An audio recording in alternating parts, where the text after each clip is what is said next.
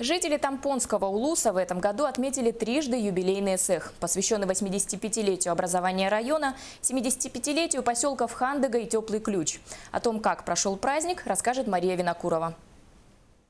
Жители Тампонского Улуса в этом году в Мегиналданском наследии отметили трижды юбилейный эсэх, посвященный 85-летию образования района, 75-летию поселков Хандыга и Теплый Ключ. Парад делегаций из 7 наследов продемонстрировал единство народов, проживающих на Тампонской земле, где уже 85 лет живут и трудятся свыше 40 представителей разных национальностей. В этом году праздник развернулся в живописнейшей местности Эстарга-Этеро, где в прошлом году проводился республиканский эсэх молодежи. Жители поздравили глава района Георгий Герасимов, народные депутаты Илтумен Дмитрий Савин и Иван Андросов и другие. На церемонии открытия было показано театрализованное представление, отражающее историю Тампонского района. От истоков жизни коренных малочисленных народов Севера до строителей печально знаменитой Магатанской трассы и геологов, открывших богатые недра родного края. Завершилось все традиционным танцем асохой. На эсэх мы приехали в таком достаточно большом составе, можно сказать, первый раз. До этого